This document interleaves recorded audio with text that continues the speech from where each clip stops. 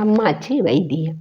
இன்று உங்களுக்கு ஒரு அருமையான சூப்பரான ஒரு வைத்திய முறைப்படி நம்ம மருத்துவ குணம் கொண்ட ஒரு சாதம். அது என்ன சாதம்னா புதினா சாதம். இந்த பாருங்க புதினா. இந்த புதினாவில் அவ்வளோ மருத்துவ குணம் இருக்குது. இவ்வளோ மருத்துவ குணம் இருக்குது.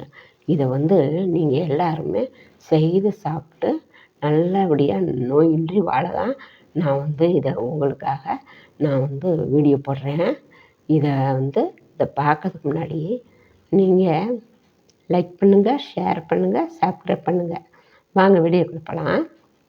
முதல்ல நம்ம இந்த புதினா தழை நம்ம இதை சுகருக்கு எவ்வளோ அருமை. இதை நல்லா பொடி பண்ணி காய வச்சு, நல்லா காய வச்சு அதை பொடி பண்ணி கொஞ்சம் மஞ்சத்தூள் கலந்து வச்சுக்கோங்க. கருவேப்பிலை பொடி அதுவும் கொஞ்சம் கலந்து வச்சுக்கிட்டு தினம் காலையில் நீங்கள் வெறும் வயிற்றுல ஒரு 1/4 டீஸ்பூன் போட்டு ஒரு டம்ளர் சுடுதண்ணியில் கலந்து குடிச்சிருங்க. இது சுகர் உங்களுக்கு மாத்திரை சாப்பிடாமல் இல்லை, மாத்திரை சாப்பிட்டுக்கிட்டே இதை குடிக்கலாம். ஏன்னா சைடு எஃபெக்ட் எதுவுமே வராது. இதை நீங்கள் சாப்பிட்டு தினம் வெறும் வயிற்றுல குடிங்க. ஒரு மாதம் தொடர்ந்து நீங்கள் நல்லா குடிங்க. நார்மலுக்கு வந்துடும். சுகர் உங்களுக்கு நார்மலில் நின்றுடும். அப்புறம் திருப்பி நீங்கள் ரெகுலராக இந்த பொடியை மாத்திரை அப்படியே கொஞ்சம் கொஞ்சமாக ஸ்லோ பண்ணிக்கிட்டு இதை நீங்கள் இந்த பொடியை கூட சாப்பிட்டுக்கலாம்.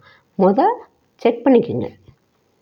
இது ஒன்று. 2வது ப்ரெஷர்காரங்களுக்கு இதை நல்லா கொதி தண்ணியில் போட்டு கொதிக்க வச்சு அதை சாப்பிடுங்க. இல்லை அந்த பொடியை போட்டு சாப்பிடலாம். ப்ரெஷர்காரங்களும் நல்லது. இதோட பெண்களுக்கு இது மாதவிடாய் காலத்தில் இல்லை நிறையா பிள்ளைங்க வயிற்று வலியால் துடிக்குங்க. அதுக்கு இந்த நம்ம இந்த புதினாவை என்ன பண்ணணும், நல்லா அரைச்சி அதை தண்ணியில் மிக்ஸ் பண்ணி கலந்து கொடுத்துருங்க. போட்டு கொஞ்சம் எலுமிச்சம்பழம் கலந்துக்குங்க. போட்டு கொடுங்க. கப்புன்னு நின்றும், வயிற்று வலி நின்றும். பிறகு வெள்ளைப்படுதல் இருக்கு இல்லையா, அதை இதை நீங்கள் கலந்து கொடுத்தீங்கன்னா வெள்ளைப்படுதலும் நின்றும். இதுக்கு எவ்வளோ மருத்துவ குணம் தெரியுங்களா? நம்ம கல்பையை நம்ம ஹார்ட்டு எல்லாத்துக்குமே இந்த புதினா அவ்வளோ உறுதியாக்கும். நம்ம அவ்வளோ ஸ்ட்ராங்காக நம்ம ரத்த விருத்திக்கும் உள்ள கிருமிகளெல்லாம் அழிச்சிடும். இந்த மாதிரி இதை சாப்பிட்டுட்டு வந்தீங்கன்னா இது இன்னும் எக்கச்சக்கம் சொல்லிக்கிட்டே போகலாம். கல்லீரல் மண்ணீரல் செயல்பாடும் சூப்பராக இருக்கும். யூரின் போகிறவங்கள எரிச்சல் வந்துச்சுன்னா அந்த கடுக்கடுப்பு இருக்குங்க, அவங்களுக்கு இதை குடித்தா சரியாக போயிடும். இதில் கொஞ்சம் எலுமிச்சம் கலந்து குடிக்க சொல்லுங்கள். கப்புன்னு சரியாக போயிடும். இந்த மாதிரி இதில் இந்த புதினாவில் சொல்லிக்கிட்டே போகலாம்.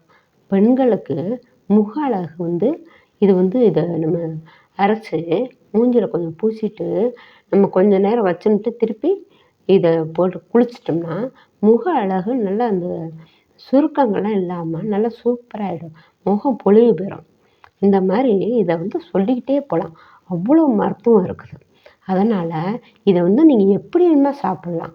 சாப்பிட்றது இப்படி தான் கிடையாது.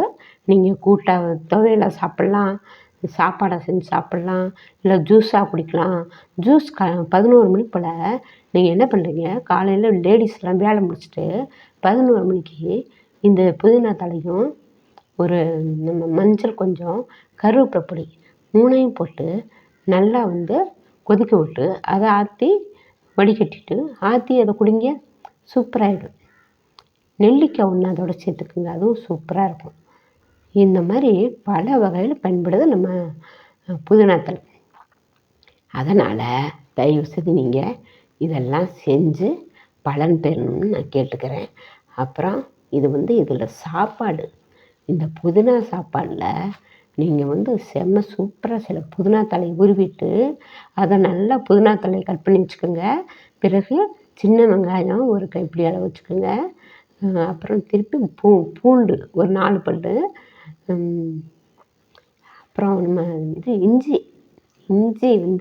ஒரு சின்ன ஒரு பல், ஒரு இந்த ஒரு இவ்வளோ சைஸ்க்கு சின்ன சைஸு இஞ்சி, ரொம்ப வைக்க வேணாம். இது இஞ்சி கொஞ்சம் தான் வைக்கணும்.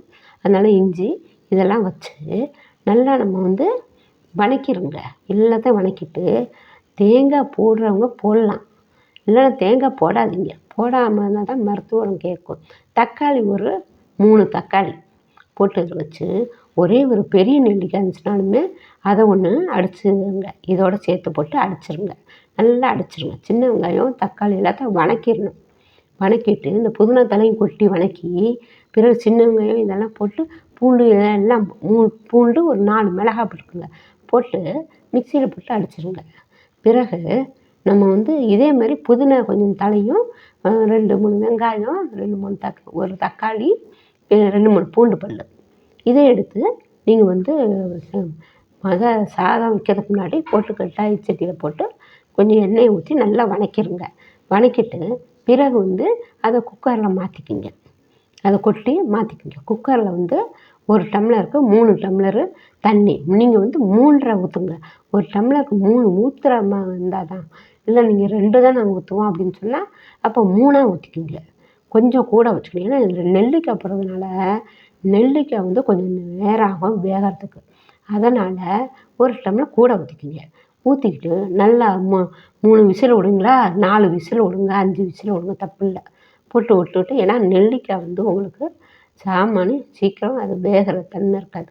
அதனால் 2 விசில் விட்டா, ஏன்னா அந்த புளிப்பு கொடுக்கும்.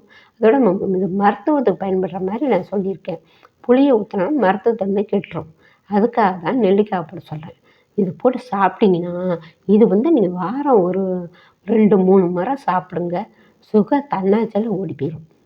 இது வந்து அவ்வளோ மருத்துவ குணம். இதை செய்து பாருங்கள். எல்லாத்துக்கும் ஷேர் பண்ணுங்கள். நீங்கள் வந்து சப்ஸ்கிரைப் பண்ணது, லைக் பண்ணுறது அது உங்கள் இஷ்டம். நன்றி, வணக்கம்.